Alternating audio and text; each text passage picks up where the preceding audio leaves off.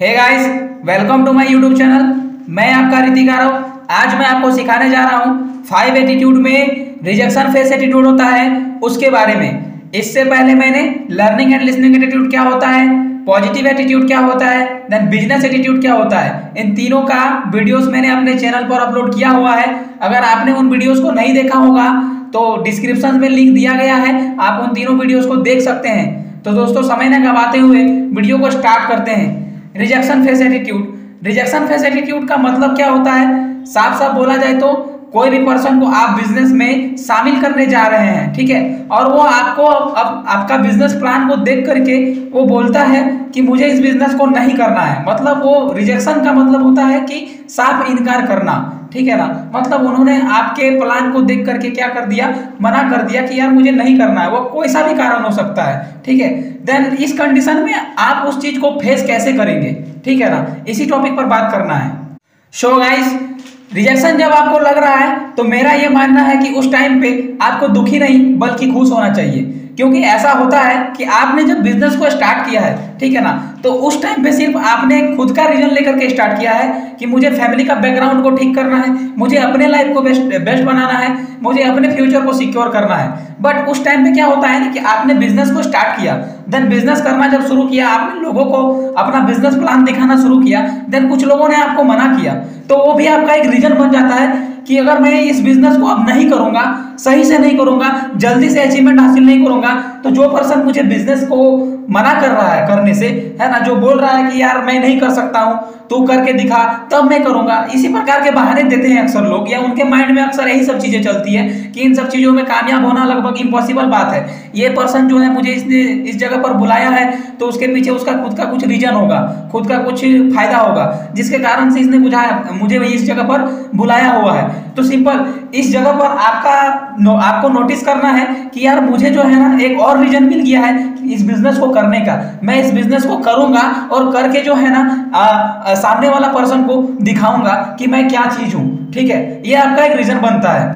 That guys, rejection से आपको डरना घबराना नहीं है, क्योंकि सिंपल सी बात है, इस बिजनेस के अंदर कोई भी अचीवर बना है, जो भी रैंक है आपके कंपनी का हाईएस्ट लेवल पर गया हुआ है, तो सिंपल उन्होंने भी अपना बिजनेस को दिखाते हुए कभी ना कभी कहीं ना कहीं किसी ना किसी पर्सन से रिजेक्शन खाया होगा। उनको भी बिजनेस करने के लिए लोगों ने मना किया होगा, ठीक है ना, तब जा करके वो अपने रैंक पर पहुंचे हुए हैं, टॉप लेवल पर पहुंचे हुए हैं, ठीक है। तो सिंपल आपको भी मना कर रहा है तो आप समझ जाओ कि आप कहीं ना कहीं सही प्रोसेस में हैं, आप सही जगह पर जा रहे हैं, ठीक है। बिजनेस में आज तक कोई भी ऐसा पर्सन नहीं हुआ है जो बिना रिजेक्शन का रैंक हासिल किया है या सक्सेसफुल हुआ है, ठीक है। तो आप भी बिना रिजेक्शन का हासिल नहीं कर सकते हैं, ठीक है। बट इसको पॉजिटिव वे में लेना है कि कोई पर्सन आपको मना कर रहा है बिजनेस को करने से, देन ऐसा नहीं है कि कोई भी बिजनेस नहीं करने वाला है, ठीक है। अगर कोई भी बिजनेस नहीं करने वाला होता, ठीक है, तो सिंपल इतने सारे लोग महीने के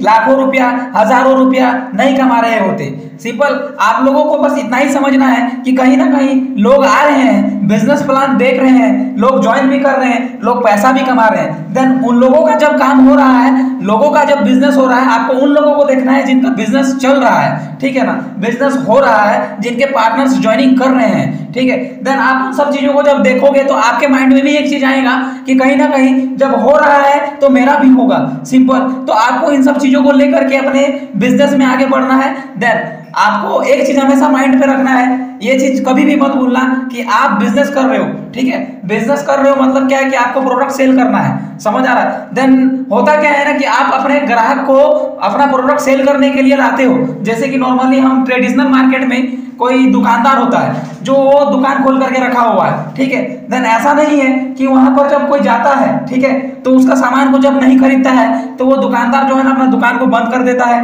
या बहुत ज्यादा निराश हो जाता है। अमूमन ऐसा देखा जाता है कि दुकानदार को, जैसे मान लेते हैं नॉर्मली हम लोग कपड़ों का एग्जांपल लेते हैं, कपड़ों का दुकान में जब दुकानदार के पास जाया जाता है तो ग्राहक तरह तरह की चीजें ढूंढता है, बोलता है कि मुझे ये चाहिए, मुझे वो प्रोडक्ट चाहिए, मुझे ये प्रोडक्ट चाहिए। बट वो जो दुकानदार होता है वो तरह तरह की चीजें उसको दिखाते रहता है, लेकिन लास्टली फिर भी जब उसको पसंद नहीं आता है तो ऐसा नहीं है कि दुकानदार जो है ना वो गुस्सा करता है बहुत ज्यादा या वो अपनी दुकान को बंद करने का सोचता है। सिंपल सोचो, वो पर्सन जो है ना महीने का 10,000, 15,000, 20,000, 25,000 रुपया कमाने के लिए इतना सारा चीज कर रहा है, और वो भी कि उसका एक्टिव रह करके काम करेगा तभी जा करके उसको पैसा आने वाला है। देन आप दुनिया के सबसे बड़े बिजनेस के अंदर हो, डायरेक्ट सेलिंग बिजनेस, जब सिर्फ आपको एक ही बार काम करना है, उसके बाद आप काम नहीं भी करेंगे तो भी आपको पैसा आते रहेगा। ठीक है, तो अगर इस बिजनेस को करने से आप 1-2 रिजेक्शन से ही या नॉर्मल कुछ रिजेक्शन से ही यदि आप हार मान करके बैठ जाएंगे और आप सोचने लगेंगे कि यार हो पाएगा कि नहीं हो पाएगा,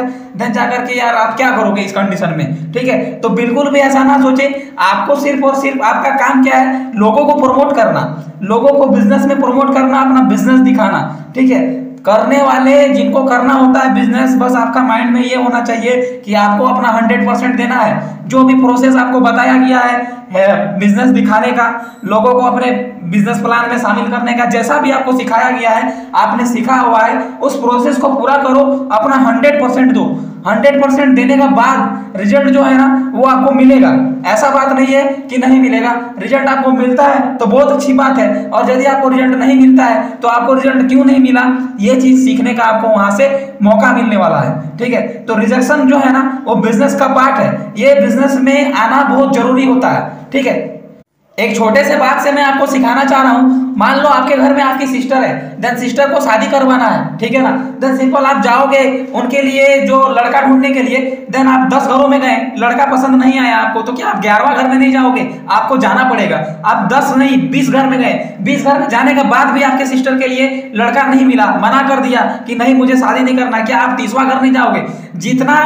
जितना जब तक मतलब नहीं मिल जाता है आपके सिस्टर के लिए लड़का, तब तक आप जाते ही रहोगे। क्यों? क्योंकि सिस्टर को कुंवारी नहीं रख सकते हैं घर में। ठीक है, उसको शादी करवाना ही पड़ेगा।